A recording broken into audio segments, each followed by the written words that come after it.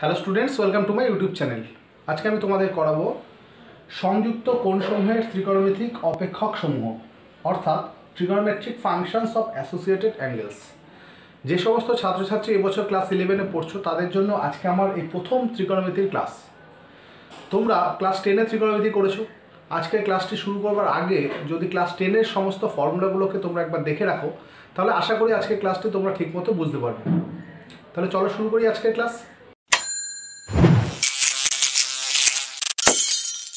আজকের ক্লাসে সবার প্রথমে আমি ত্রিকোণমিতি শুরু করবার আগে এই অক্ষ সম্বন্ধে তোমাদের একটু ধারণা দিই, যেগুলো আমার এগুলো বোঝাতে গিয়ে খুব কাজে লাগবে। কীরকম, তোমরা প্রত্যেকেই শিখে এসছো যে অক্ষ বলতে এক্স অক্ষ এবং ওয়াই অক্ষকে বোঝায়। এক্স অক্ষ কোনটা? এই ছবিতে দেখো, এক্স ও এক্স ড্যাশ এই অক্ষটাকে বলা হয় এক্স অক্ষ, আর ওয়াই ও ওয়াই ড্যাশ এই অক্ষটাকে আমরা বলি ওয়াই অক্ষ। এই দুটো অক্ষ পরস্পরকে দেখো একটা বিন্দুতে ছেদ করেছে। এই এক্স অক্ষ এবং এই ওয়াই অক্ষ পরস্পরকে যে বিন্দুতে ছেদ করেছে সেটাকে এখানে নাম দেওয়া হয়েছে ও। ওকে আমরা বলি মূল বিন্দু বা অরিজিন। এইবার ও এক্স এটাকে বলা হয় এক্স অক্ষের ধনাত্মক দিক, আর ও এক্স ড্যাশ এটা হচ্ছে এক্স অক্ষের ঋণাত্মক দিক। তাহলে এখানে এক্স অক্ষকে দুটো ভাগে ভাগ করা হয়েছে, একটা হচ্ছে ও এক্স, একটা হচ্ছে ও এক্স ড্যাশ। ও এক্সটা হচ্ছে পজিটিভ ডিরেকশন, ও এক্স ড্যাশ হচ্ছে নেগেটিভ ডিরেকশন। একই রকমভাবে তোমরা খেয়াল করো, ওয়াই অক্ষ যেটা সেটাকেও দুটো ভাগে ভাগ করা আছে, একটা হচ্ছে ও ওয়াই, একটা ও ওয়াই ড্যাশ। ও ওয়াই হচ্ছে ধনাত্মক বা পজিটিভ ডিরেকশন, আর ও ওয়াই ড্যাশ হচ্ছে ঋণাত্মক বা নেগেটিভ ডিরেকশন। ঠিক আছে? এই ও এক্সের ওপর এক্সের যে সকল মানগুলো থাকে সেগুলো থাকে ধনাত্মক, ও এক্স ড্যাশের উপর এক্সের যে সকল মান থাকে সেগুলোকে আমরা ঋণাত্মক ধরি। একই রকমভাবে ও ওয়াইয়ের উপর ওয়াইয়ের যে সকল মান থাকে সেগুলোকে ধনাত্মক বা পজিটিভ, এবং ও ওয়াই ড্যাশের উপর যে সকল ওয়াইয়ের মান থাকে সেগুলোকে আমরা ঋণাত্মক বা নেগেটিভ বলে থাকি। ঠিক আছে? এবার দেখো, এই যে দুটো অক্ষ সম্পর্কে তোমরা জানলে, বা এই যে দুটো অ্যাক্সিস, এই দুটো অ্যাক্সিস পরস্পরকে যখন ছেদ করেছে বা কাট করেছে, তাহলে টোটাল দেখো চারটে অংশ তৈরি হয়েছে। একটা অংশের নাম হচ্ছে এক্স ও ওয়াই, একটা অংশের নাম এক্স ড্যাশ ও ওয়াই, একটা অংশের নাম x dash O Y dash, এবং এক্স ও ওয়াই ড্যাশ। এই যে চারটে অংশ যেটা দুটো অক্ষ পরস্পরকে ছেদ করার ফলে তৈরি হয়েছে, এই এক একটা অংশকে এক একটা কোয়াড্রেন্ট বা পাদ বলা হয়। তাহলে এখানে টোটাল চারটে পাদ তৈরি হয়েছে বা চারটে কোয়াড্রেন্ট তৈরি হয়েছে। এটাকে বলে ফার্স্ট কোয়াড্রেন্ট বা প্রথম পাদ, এটাকে বলে সেকেন্ড কোয়াড্রেন্ট বা দ্বিতীয় পাদ, এটা হচ্ছে থার্ড কোয়াড্রেন্ট বা তৃতীয় পাদ, এবং এটা হচ্ছে ফোর্থ কোয়াড্রেন্ট বা চতুর্থ পাদ। তাহলে কী করলো, দুটো অ্যাক্সিস বা দুটো অক্ষ পরস্পরকে চারটে অংশ বিভক্ত করলো। সেই চারটে অংশকে আমরা কী কী বলি? এক একটা অংশের নাম হচ্ছে কোয়াড্রেন্ট বা পাদ। প্রথমটা হচ্ছে ফার্স্ট পাদ বা প্রথম পাদ, দ্বিতীয় পাদ, তৃতীয় পাদ এবং চতুর্থ পাদ, অর্থাৎ first quadrant, second quadrant, third quadrant এবং ফোর্থ কোয়াড্রেন্ট। এইভাবে পড়ব, মনে থাকবে? দেখো, এবার আমি কী করছি, এই ওএক্স রেখা যেটা আছে, এই ওএক্স রেখাকে আমি যদি এটাকে ঘড়ির কাঁটার বিপরীত দিকে ঘুরিয়ে ও এ পজিশনে আনি, তাহলে এইখানে যে কোণটা তৈরি হয়েছে এই কোণটাকে নাম দিলাম হচ্ছে থিটা। এই থিটা কোণটা কি হয়েছে? ঘড়ির কাঁটা বিপরীত দিকে ঘুরিয়েছি। তোমরা মনে রাখবে, এই ঘড়ির কাঁটা বিপরীত দিকে ঘুরিয়ে বা অ্যান্টি ক্লকওয়াইজ ডিরেকশানে ঘোরানোর ফলে যে কোণ তৈরি হয় সেই কোণকে আমরা ত্রিকোণমিতিতে ধনাত্মক কোণ বা পজিটিভ অ্যাঙ্গেল বলে থাকি। এইটা যদি আমি ঘড়ির কাঁটার দিকে ঘোরাতাম বা ক্লকওয়াইজ ডিরেকশান, এই যে ঘড়ির কাঁটার দিকে মানে এটা এরমভাবে ঘুরবে, ঘুরে এরমভাবে এখানে একটা থিটা কোণ তৈরি করছে, তখন ডিরেকশানটা এই দিকে ক্লকওয়াইজ, ঘড়ির কাঁটার দিকে, ঘড়ির কাঁটা যেই দিকে ঘোরে তার দিকে, তখন যে অ্যাঙ্গেল তৈরি হলো থিটা, সেই অ্যাঙ্গেলটাকে আমরা নেগেটিভ অ্যাঙ্গেল বলবো, বা এটাকে আমি মাইনাস থিটা তখন লিখবো। এখানে যেমন আমি প্লাস থিটা লিখেছি, সেই ক্ষেত্রে আমি মাইনাস থিটা। তা তোমরা মনে রাখবে, ত্রিকোণমিতিতে যদি অ্যান্টি ক্লকওয়াইজ ডিরেকশানে ঘুরে কোনো কোণ তৈরি হয় তখন সেটা পজিটিভ অ্যাঙ্গেল, এবং ক্লকওয়াইজ ডিরেকশানে ঘুরে যদি কোণ তৈরি হয় তখন সেটাকে নেগেটিভ অ্যাঙ্গেল ধরব। ঠিক আছে? তাহলে এইখানে আমি অ্যান্টি ক্লকওয়াইজ ডিরেকশানে ঘুরিয়েছি, তাই আমি এখানে প্লাস থিটাই লিখেছি। থিটাটা এখানে একটা পজিটিভ অ্যাঙ্গেল। তো এটাকে থিটা অ্যাঙ্গেল ঘোরানোর ফলে এটা কি করলো, ও এ পজিশনে আসলো। এবার এখানে থিটা অ্যাঙ্গেলের মানের উপর ডিপেন্ড করবে এটা ফার্স্ট কোয়াড্রেন্ট বা প্রথম পাদে থাকবে, নাকি এটা ঘুরে এরকমভাবে সেকেন্ড কোয়াড্রেন্টে চলে আসবে, যেটা এই ছবিটাই আছে, নাকি এটা ঘুরে এরকমভাবে এই পজিশানে চলে আসবে, যেটা এই যে থার্ড কোয়াড্রেন্টে আসবে, যেটা 3 নম্বর ছবি, নাকি এটা এরকমভাবে ঘুরে এইভাবে ঘুরে এই পজিশানে চলে আসলো, এই যে 4 নম্বর ছবি। তাহলে ডিপেন্ড করবে এখানে কি ডিপেন্ড করবে, থিটার মানের উপর ডিপেন্ড করবে এই ও এ রেখাটা প্রথম পাদে থাকবে না দ্বিতীয় পাদে থাকবে না তৃতীয় পাদে থাকবে না চতুর্থ পাদে থাকবে।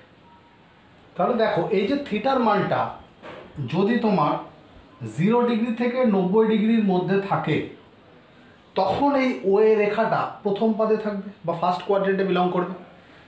যদি থিটার মানটা এমন হয় 90 ডিগ্রি থেকে, থিটার মানটা যদি 90 ডিগ্রি থেকে 180, পাই মান হচ্ছে 180, তার মধ্যে থাকে, তখন কি হবে, এই যে থিটাটা, এটা হচ্ছে এখানে থিটা, তাহলে এই থিটাটা কত আছে, 90 ডিগ্রি থেকে বড় এবং 180 ডিগ্রি থেকে ছোট, সেক্ষেত্রে এই ও এ রেখাটা দ্বিতীয় পাদ বা সেকেন্ড কোয়াড্রেন্টে থাকবে। যদি দেখো এই ও এক্স রেখাটাকে ঘুরিয়ে এখানে মানে তৃতীয় পাদে আনতে চাও, তাহলে এই যে থিটা, এই থিটার মানটা কিন্তু এখানে 180 ডিগ্রি থেকে 360 ডিগ্রির মধ্যে থাকবে, 270 ডিগ্রির মধ্যে থাকবে, 270 ডিগ্রি। অর্থাৎ এই 180 ডিগ্রি বলতে এখান থেকে এইটুকু বোঝায়। তাহলে এটা এই 3 নম্বর ঘরে আছে, মানে 180 থেকে 270-এর মধ্যে যদি থিটা বিলং করে, তখন এই ও এ রেখাটা এই ও এক্স রেখাটাকে ঘুরে এই ও এ পজিশন আসবে কখন, যদি থিটাটা 180 থেকে 270-এর মধ্যে বিলং করে। ঠিক আছে, যদি দেখা যায় থিটার মানটা, এই যে থিটার মানটা তোমার 270 থেকে শুরু করে ওই 2 পাই মানে হচ্ছে 360 ডিগ্রির মধ্যে বিলং করে, 360 ডিগ্রির মধ্যে বিলং করে, তখন কি হবে, এই ও এ রেখাটা 4 নম্বর ঘর বা ফোর্থ কোয়াড্রেন্টে থাকবে। ঠিক আছে, তাহলে এখানে থিটার মানের উপর ডিপেন্ড করছে এই ও এক্স রেখাটা ঘুরে ও এ পজিশনে আসবে, এই ও এ রেখাটা কোন ঘরে অবস্থান করবে, প্রথম, দ্বিতীয় না তৃতীয় না চতুর্থ। তাহলে থিটার মান যদি 0 থেকে 90-এর মধ্যে থাকে তাহলে প্রথম পাদ বা ফার্স্ট কোয়াড্রেন্ট, যদি 90 থেকে 180, তখন দেখো তুমি 90 থেকে 180-এর মধ্যে আসলে তখন ও এ রেখাটা দ্বিতীয় পাদ বা সেকেন্ড কোয়াড্রেন্ট। যদি 180 থেকে 270-এর মধ্যে বিলং করে, তখন ও এ রেখাটা থার্ড কোয়াড্রেন্টে আসবে। এবং কি হবে, যদি 270 থেকে 360 তার মধ্যে থাকে, তখন থিটার মানটা কি হবে, যদি এর মধ্যে থাকে তখন ও এ রেখাটা 4 নম্বর ঘর বা ফোর্থ কোয়াড্রেন্টে বিলং করবে। ঠিক আছে, দেখো এবার যদি এমন হয় যে থিটাটা 0 থেকে 90 ডিগ্রির মধ্যে আছে, তার ফলে ও এ রেখাটা প্রথম পাদে আছে, এক্ষেত্রে আমি ও এ রেখার উপর একটি বিন্দু আমি পি নিলাম। এবার পি থেকে আমি এক্স অক্ষের উপর লম্ব অঙ্কন করলাম, যেটার নাম দিলাম হচ্ছে পি এম। তাহলে এটা কিন্তু লম্ব অঙ্কন করেছি, যার ফলে এই অ্যাঙ্গেলটা হচ্ছে 90 ডিগ্রি। ঠিক আছে, এই অ্যাঙ্গেলটা হচ্ছে 90 ডিগ্রি। তাহলে এখানে একটা দেখো সমকোণী ত্রিভুজ তৈরি হয়েছে, বা রাইট অ্যাঙ্গেল ট্রায়াঙ্গেল ফর্ম করছে, রাইট অ্যাঙ্গেল ট্রায়াঙ্গেল বা সমকোণী ত্রিভুজ, যার ও এমটা হচ্ছে বেস বা ভূমি, পি এমটা হচ্ছে লম্ব বা উচ্চতা, ঠিক আছে, বা হাইট যেটা বলতে পারি। আর ওপিটা হচ্ছে কি, এই ওপিটা হচ্ছে অতিভুজ বা হাইপোটেনিয়াস বলে থাকি। এটা কখন, এই থিটা অ্যাঙ্গেলের রেসপেক্টে, কারণ কোনো একটা অ্যাঙ্গেলের রেসপেক্টে তার বিপরীত যে বাহুটা সেটাকে আমরা ধরি সবসময় লম্ব, তাই তো, বা উচ্চতা বলে থাকি বা হাইট বলা হয়। ঠিক আছে, আর এই লম্বের সাথে যেটা এই উচ্চতার সাথে যেটা 90 ডিগ্রি কোণ করে আছে যে বাহুটি, সেটাকে আমরা বলি ভূমি। আর 90 ডিগ্রির বিপরীত যে বাহু সেটাকে বলা হয় অতিভুজ বা হাইপোটেনিয়াস। ঠিক আছে, এগুলো তোমরা জানো, এগুলো ক্লাস 10-এই পড়ে এসছো।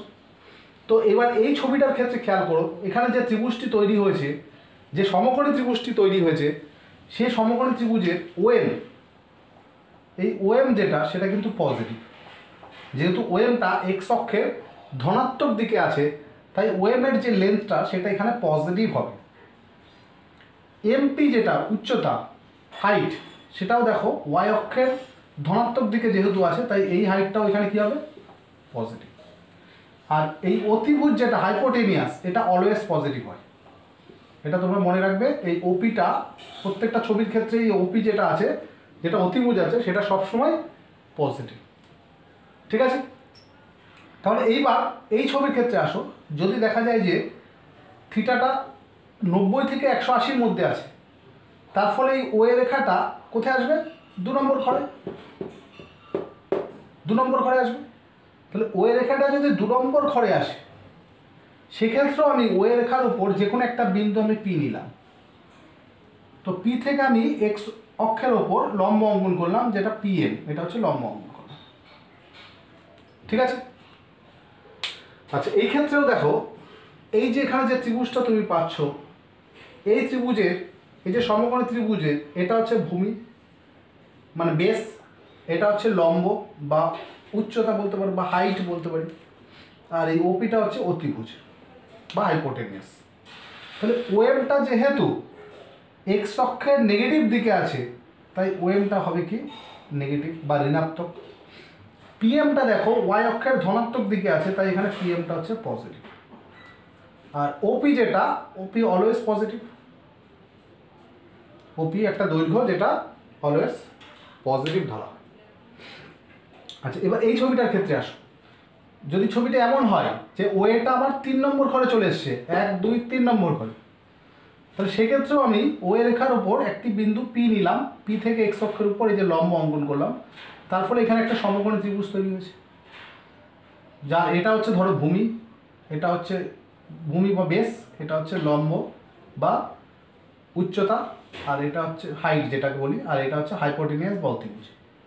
তাহলে এখানে যেটা দেখো ভূমি, ভূমিটা কিন্তু নেগেটিভ, ভূমিটা কিন্তু এখানে নেগেটিভ, কারণ এটা এক্স অক্ষের নেগেটিভ দিকে আছে, এক্স অক্ষের পজিটিভ দিক হচ্ছে এইটা, তাহলে নেগেটিভ দিকে আছে, তাই ওএমটা এখানে নেগেটিভ।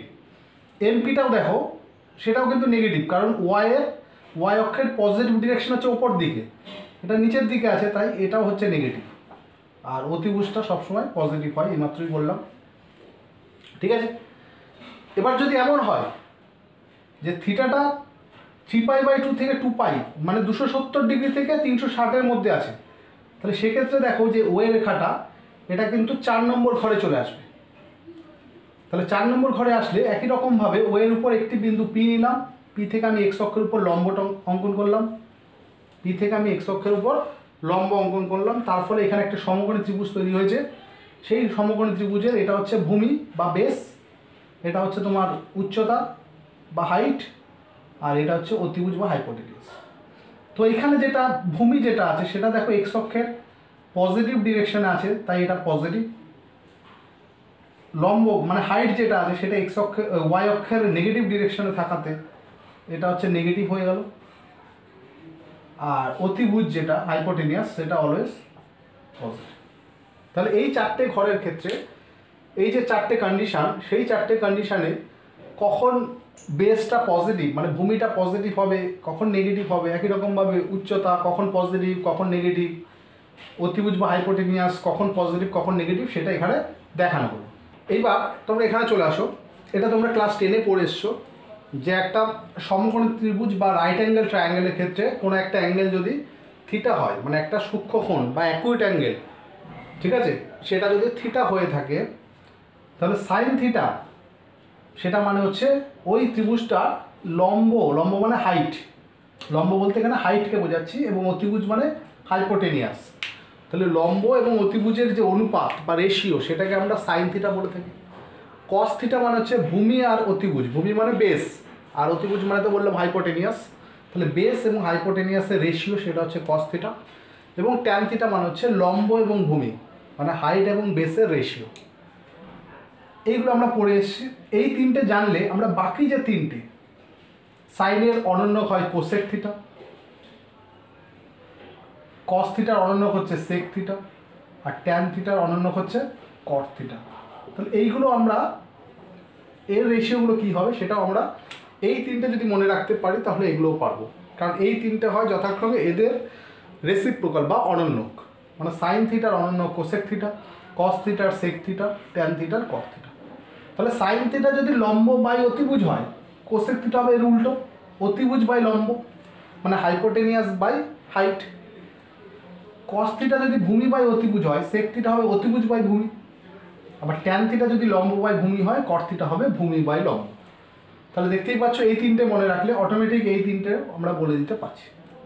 ঠিক আছে, আচ্ছা এবার এখানে আসা যাক, এই চার্টে আসা যাক। তো এখানে যেহেতু আমরা এই তিনটে দিয়ে বাকি তিনটে বলতে পারছি, সেই কারণে টেবিলে আমি এই তিনটেকেই দেখিয়েছি, সাইন থিটা, কস থিটা এবং ট্যান থিটা, এই তিনটেকেই দেখিয়েছি। তোমরা এই তিনটে যদি মনে রাখতে পারো, তাহলে বাকিগুলো তোমরা কোসেক, সেক, কট এগুলো তোমরা বলতে পারবে। তো এখানে আমি একটা চার্ট তৈরি করেছি। চার্টটা কীরকম, যে প্রথম কলামে দেখো লিখেছি এখানে প্রথম পাত, দ্বিতীয় পাত, তৃতীয় পাত এবং চতুর্থ পাত। এটা কে? এটা হচ্ছে থিটা। মানে থিটা যদি প্রথম পাদে থাকে, প্রথম পাদ মানে এই ছবি, এই যে এখানে থিটা প্রথম পাদে আছে 0 থেকে 90 ডিগ্রি। থিটা যদি দ্বিতীয় পাদে থাকে, অর্থাৎ এই ছবি যেটা 90 থেকে 180। থিটা যদি 3 নম্বর পাদ বা তৃতীয় পাদে থাকে, অর্থাৎ এই ছবি, এবং লাস্ট থিটা যদি চতুর্থ পাদে থাকে, সেক্ষেত্রে sine theta, cos theta, tan theta এদের ভ্যালুগুলো পজিটিভ হবে না নেগেটিভ হবে, সেটা আমরা এই চার্টের মাধ্যমে দেখাবো। তাহলে প্রথমে আসা যাক, থিটা হচ্ছে প্রথম পাদে আছে বা ফার্স্ট কোয়াড্রেন্টে বিলং করছে, অর্থাৎ এক্ষেত্রে থিটার মান 0 থেকে 90 ডিগ্রির মধ্যে আছে। তো সেক্ষেত্রে দেখা যাক সাইন থিটা পজিটিভ হয় না নেগেটিভ হয়। তো সাইন থিটা মানে লম্ব এবং অতিভুজের অনুপাত, তাই তো? তাহলে এই যে প্রথম পাদের লম্ব, এটা হচ্ছে লম্ব, যেটা কি হয় পজিটিভ, আর অতিভুজ বা হাইপোটেনিয়াস সেটাও কি আছে পজিটিভ। তাহলে লম্ব আর অতিভুজের অনুপাত, এই দুটো রেশিও হচ্ছে সাইন থিটা। তাহলে দুটোই যেহেতু পজিটিভ, তাহলে দুটো পজিটিভকে আমি যদি রেশিও করি, ডিভাইড করি, যে কোনো দুটো পজিটিভ নাম্বারকে যদি রেশিও করা যায়, তাহলে সেই রেজাল্টটা কী হয় পজিটিভই হয়। তো সেই কারণে প্রথম পাদে কী হবে, সাইন থিটা হচ্ছে পজিটিভ। কস থিটা কী হবে, কস থিটা হচ্ছে ভূমি এবং অতিভুজের অনুপাত। তাহলে কস থিটা তুমি দেখো ভূমি, এটা হচ্ছে ভূমি, সরি প্রথম পাদে দেখছি তো, অর্থাৎ এটা হচ্ছে ভূমি এবং এটা হচ্ছে অতিভুজ। তাহলে এটাও পজিটিভ, এটাও পজিটিভ, তাই দুটো পজিটিভের রেশিও পজিটিভ। ট্যান থিটা মানে লম্ব এবং ভূমির অনুপাত। তাহলে লম্ব পজিটিভ, ভূমিও পজিটিভ, দেখো দুটোই পজিটিভ আছে, তাই সেক্ষেত্রে রেশিওটাও পজিটিভ। তার মানে প্রথম পাদে কি হয়ে গেল, সাইন, কস, ট্যান এরা প্রত্যেকে পজিটিভ হলো, এবং এরা যেহেতু পজিটিভ হলো, সিমিলারলি এটা পজিটিভ হলে এটাও পজিটিভ হবে, এটা পজিটিভ হলে এটাও হবে পজিটিভ, একই রকমভাবে এটা পজিটিভ হলে এটাও পজিটিভ। তাহলে প্রথম পাদে কি দেখা গেল, বা ফার্স্ট কোয়াড্রেন্টে কি দেখলাম, যে সাইন, কস, ট্যান, কোসেক, সেক, কট প্রত্যেকেই পজিটিভ। তাই প্রথম পাদটাকে, যে ফার্স্ট কোয়াড্রেন্টে যে সিস্টেমটা দেখলাম, এখানে এটাকে নাম দেওয়া হয়েছে অল।